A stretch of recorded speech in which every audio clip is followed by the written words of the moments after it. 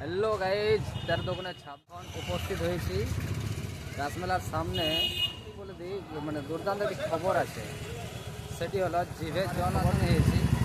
মানে তোমরা দেখলেই জিভে জল আসবে, এরকমই একটা খবর আছে।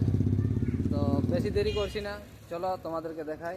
মানে আচারের একটা স্টল, মানে যারা রাসমেলা এখনও ঘুরতে বাকি আছো, এই যে পিছনে রাসমেলা, তারা কিন্তু ঝটপট চলে এসো এই আচারের দোকানে।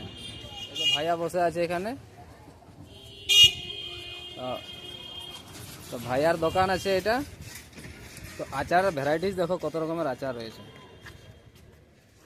একদম নিখুঁত করে দেখাচ্ছি তোমাদেরকে। দেখো, দেখলে পরে জিভে জল আসবে এমন তো আছেই। আর যারা আচার প্রিয় তারা কিন্তু ঝটপট চলে এসো।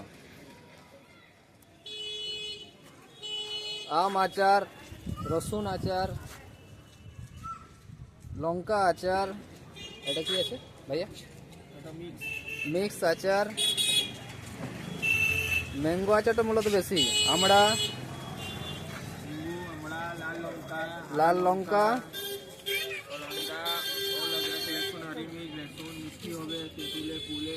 আচ্ছা। এদিকে আবার রয়েছে, দেখো এখানে রয়েছে কুলের আচার। আর বাকিটা আমিও দেখে বলতে পারছি না, নানা রকম তোমরা দেখে। চালতা, আচ্ছা, জেলির আচার।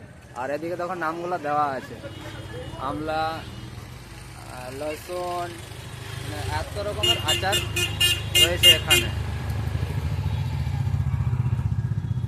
তো বন্ধুরাই বলবো যে যারা আচার প্রিয়, আচার প্রেমিক, মানে আচার খেতে ভালোবাসো, আমার তো অলরেডি জিভে জল চলে এসেছে, আচার খাই না তবুও।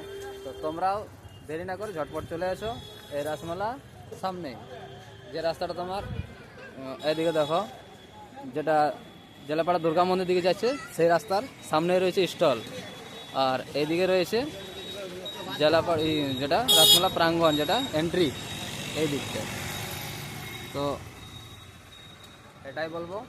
আর দেরি তাহলে করো না, ঝটপট চলে এসো এই জায়গাতে আচার নেওয়ার জন্যে, এই দাদার দোকানে, এই সেই স্টল।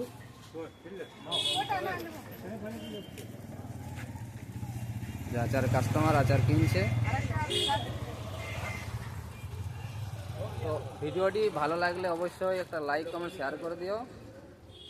আর মানে শেয়ার করে এই জন্যই বলছি যে যাতে পাখিরা দেখতে পায় এই দাদার স্টল, মানে আসতে পারে আচার কেনার জন্য। তো সকলকে টাটা, বাই বাই, সবাই ভালো থেকো, সুস্থ থেকো।